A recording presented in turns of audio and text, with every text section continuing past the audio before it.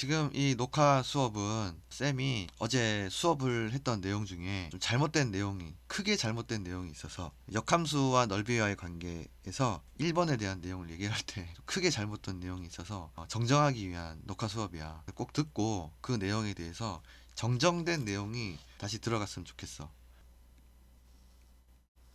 역함수의 넓이에 대해서, 역함수와 넓이와의 관계. 그러니까 지금 222페이지에 있는 내용에 대해서 얘기를 하면서, 그리고 이제 그 관련 문제를 풀어보면서 얘기했던 내용 중에 쌤이 너무 자신있게 말했지만 뒤돌아보니까 쌤이 또 뭔가 잘못 얘기를 했더라고. 그 내용을 좀 정정을 할게. 뭐였냐면 어제 쌤이 말하기를 fx가 있고 그것에 역함수 관계에 있는 gx가 있다고 했을 때, 얘가 일단은 쌤이 전제를 얘기를 하기를, 역함수라는 게 있으려면, 어떤 fx가 역함수가 있으려면 얘는 예를 들어 이런 식으로 생기면 어떤 특정 y 좌표에 대해서 중복되는 x 좌표가 있게 됨으로써, 이게 fx일 때는 이 그대로일 때는 상관이 없지만 얘가 이제 역함수가 되게 되면 이때는 y가 x가 되고 x가 y가 되기 때문에, 그러면 이 중복 하나의 x에 대해서 y가 3개 있는 중복 함수, 중복이 되기 때문에, 그래서 이런 함수는 존재를 할 수 없기 때문에 이런 모양새가 되면 역함수가 될 수가 없다. 그래서 이런 함수라면 역함수는 존재하지 않을 것이다. 그런 얘기를 했었어. 그래서 그것을 근거로 어떤 얘기를 했냐면, 만약에 fx가, 얘는 지금 얘는 y는 x 선이고, 이 fx와 gx 간에 어떤 그래프를 그려보면, 이게 fx고 gx는 이렇게 되게끔 하는, 색깔을 바꿔야겠다. gx는 이렇게 되게끔 하는, 이렇게 되게끔 하는 어떤 그림은 있을 수가 없을 것이다 라고 얘기를 했어. 그러면서 이렇게 fx와 gx 간에 둘러싸인 도형의 넓이를 생각할 때, 이런 경우는 있을 수 없기 때문에, 얘는 지금 보면 여기까지만 보더라도 A에서 B까지, 여기가 C라고 한다면 A에서 C까지는 fx가 잠깐만, 얘가 fx고 노란색이 gx라고 한다면, fx가 gx 위에 있기 때문에 fx에서 gx를 빼야 되고, 그리고 요 구간에서는 C에서 B까지인데 gx에서 fx를 빼는 식으로 적분이 돼야 되잖아. 그러나 이제 이런 경우는 없을 거기 때문에, 즉 fx와 gx가 어떤 범위에서는 fx가 더 위에 있고 어떤 범위에서는 gx가 더 위에 있고, 그렇게 이제 서로 갈리는 구간은 없을 거기 때문에, 항상 만약에 fx가 위에 있으면 항상 위에 있고 gx가 fx 위에 있으면 항상 위에 있을 것이기 때문에, 그렇기 때문에 구간을 굳이 나누지 말고 가장 첫 점부터 끝점까지 그냥 다이렉트로 정적분을 하면 답이 나올 것이다 라고 하는 어떤 정말 잘못된 설명을 했어. 그 점을 다시 좀 정정을 해볼까 해. 이 fx가 뭐냐, 역함수가 있으려면 쌤이 얘기했듯이 이렇게, 이게 지금 다항 함수라는 조건이 있다고 하자. 다항 함수라고 한다면 무조건 이제 증가만 하거나 혹은 무조건 감소만 해야, 증가하다가 잠시 감소했다가 이렇게 올라가는 이런 그래프에서는 절대로 역함수가 있을 수가 없다 라고 했지. 그래서 증가만 하거나 이렇게 감소만 하는 이런 형태의 모양새가 돼야 된다. 그래야 역함수가 있을 수 있다. 그래서 이제 fx의 역함수가 gx다 라고 하는 문제에서 나올 수 있는 형태에 대해서 좀 고찰을 또 해보면, fx가 오차함수인데 이런 모양도 있을 수가 있거든. 여기 잘 그려놨네. 이런 모양 해가지고 기울기가 이렇게 점점 줄다가 가장 낮아졌다가, 물론 여기 기울기가 0일 수도 있지만 0이 아닐 수도 있고, 어쨌든 낮아졌다가 다시 증가했다가 또 낮아졌다가 이런 식으로 갈 수가 있거든.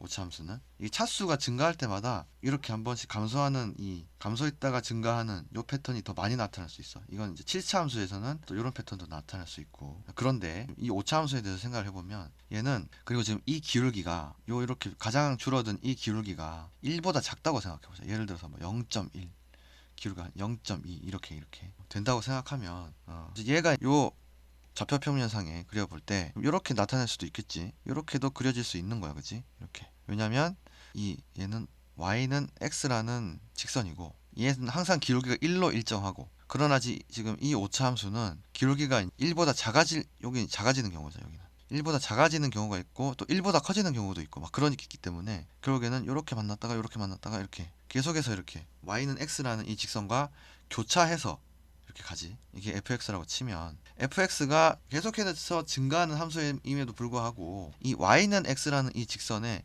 계속해서 이렇게 왔다 갔다 하면서 몇 번을 만나면서 구불구불 하면서 올라가는 형태가 된단 말이지. 그리고 그러면 이 fx에 대한 또 역함수인 gx를 그려보면 y는 x의 대칭이 돼야 되기 때문에, 그래서 아마 얘는 이렇게 그려질 거야.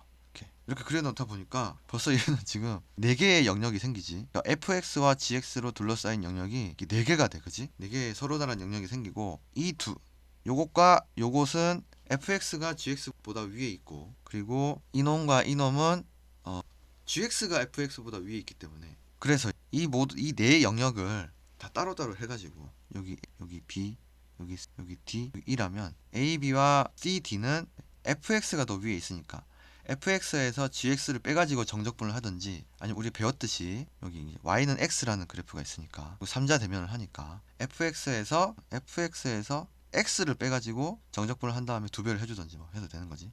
그런 식으로 해야 되고, b와 c 구간, d, e 구간에서는 반대로 x에서 fx를 빼가지고 정적분을 해야 되는 구간이지. 그래서 2배를 해주고, b, c 구간 또 d, e 구간도 마찬가지. 이렇게 해줘야 돼. 그래서 쌤이 무조건 이런 경우는 안 나타날 것이다 라고 얘기했지만 잘못된 설명이었고, fx가 다시 정확하게 설명을 하자면 fx가 5차 막 7차 이렇게 가면 이렇게 몇 번을 더 y는 x와 계속해서 이제 교차해서 만나기 때문에 이런 경우도 있을 수 있다. 그래서 필수의 10번 228페이지를 다시 한번 1번을 풀어보면, 이것의 역함수를 gx라고 하고, 두 곡선 이제 fx와 gx의 어떤 이제 이것으로 둘러싸인 도형의 넓이를 또 구하는 거지. 그래서 우리 이번 챕터에서 공부를 했듯이 fx 그리고 그 역함수 gx로 둘러싸인 넓이를 구할 때 굳이 얘가 이제 어디서 만나느냐가 정말 중요하지. 그 만나는 점이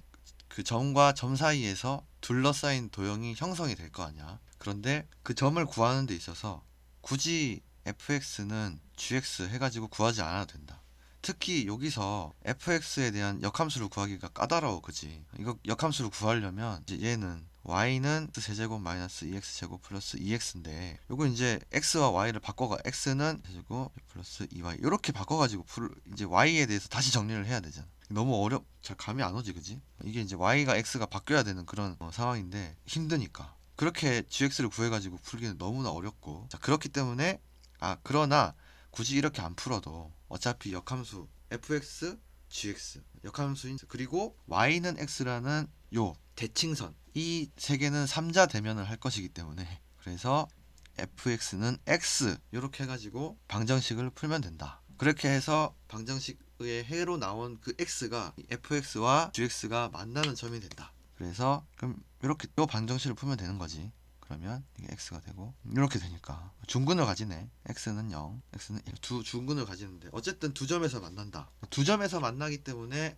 얘는 교차해서 뭐 이런 식으로 만나진 않겠지. 어쨌든 하나에 딱 떨어지는 영역이 이렇게 나올 거야.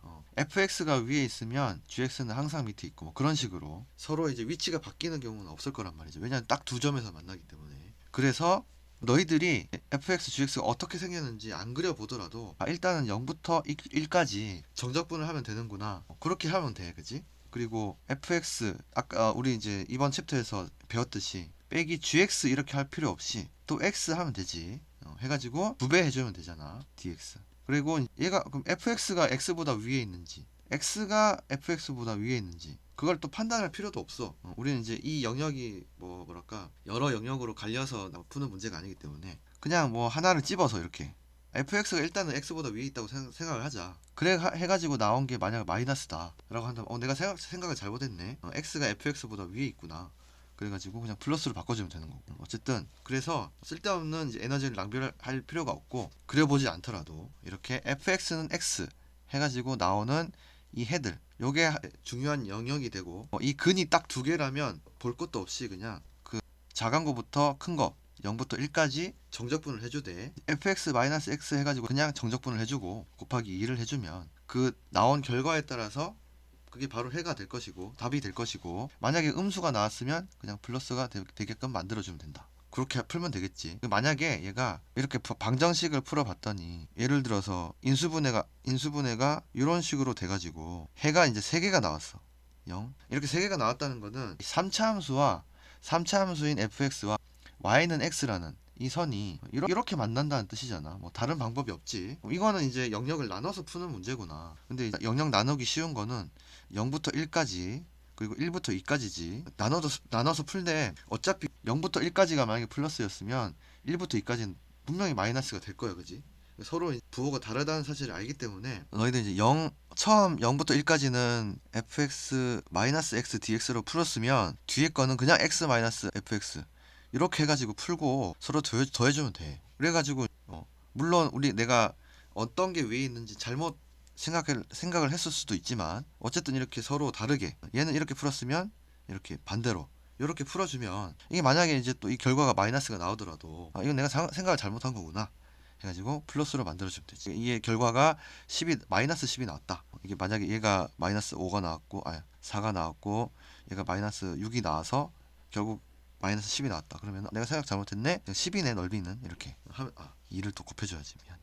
그렇게 마이너스가 나왔더라도 10으로 그냥 바꿔주면 되는 거고. 그래서 굳이 그려보지 않더라도 얘가 어떻게 생겼는지 정확하게 개형을 파악하지 않더라도 이렇게 나온 범위만 가지고 구해진 해만 가지고도 충분히 이제 풀어갈 수 있다.